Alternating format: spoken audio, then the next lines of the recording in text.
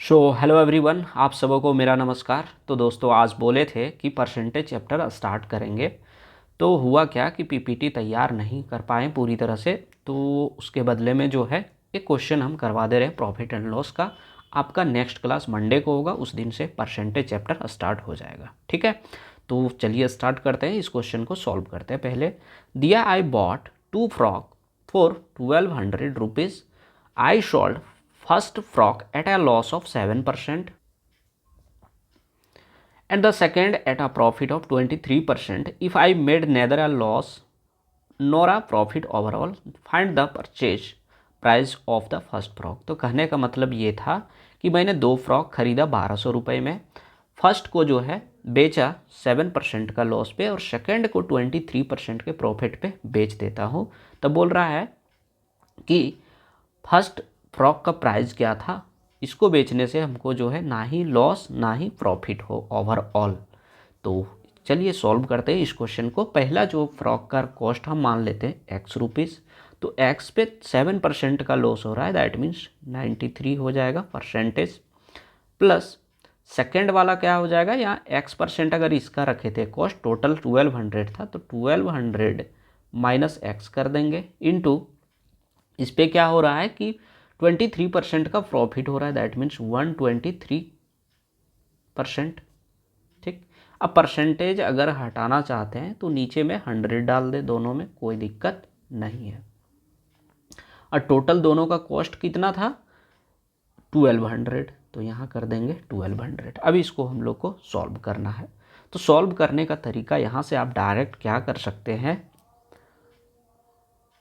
देखिए ये अगर हम लोग काटेंगे तो कितना हो जाएगा 0.93x प्लस यहाँ से हो जाएगा 1200 minus x into 1.23 equal to 1200। ठीक है, अब इसको हम लोग मल्टीप्लाई करेंगे तो देखिए ये नंबर से ये मल्टीप्लाई होगा, फिर ये होगा।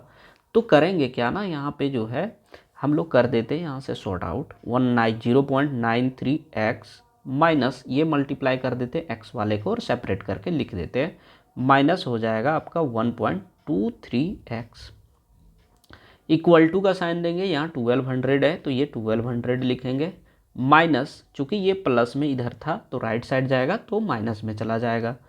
तो माइनस में चला जाएगा तो कितना हो जाएगा, ये 1200 और ये मल्टीप्लाई होता ना इससे, तो 1200 इंटू 1.23। बोलिए कोई दिक्कत, यहाँ तक नहीं होना चाहिए। आगे सॉल्व करते हैं। आगे क्या करना होगा, इसको हम लोग घटाते हैं, तो ये घटाने के बाद जो है माइनस 0.3 होगा, 0.3x इक्वल टू ये जो है 1200 दोनों में कॉमन आ जाएगा। अगर मल्टीप्लाई करते तो बहुत कॉम्प्लिकेटेड हो जाता है, इसलिए 1200 को क्या करेंगे कॉमन ले लेंगे। यहाँ कुछ नहीं 1 माइनस 1.23। ठीक है, इतना हो गया। आगे क्या करेंगे, यहाँ से ये हो गया 0 माइनस 0.3x इक्वल टू यहाँ क्या हो जाएगा माइनस 1200, ये हो जाएगा आपका माइनस इंटू यहाँ से 0.23 हो जाएगा। चूँकि 1.23 में 1 घटाएंगे तो माइनस में ही बचेगा 23।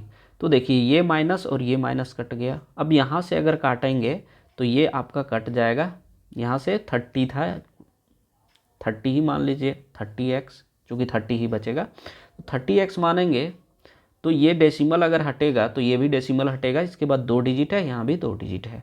3 से काटेंगे तो 3 4 जा, और 1 0 यहाँ का काटेंगे तो यहाँ का भी कट जाएगा। अब बचा कितना, यहाँ बच गया x का वैल्यू जो है वो 40 बच गया इंटू 23।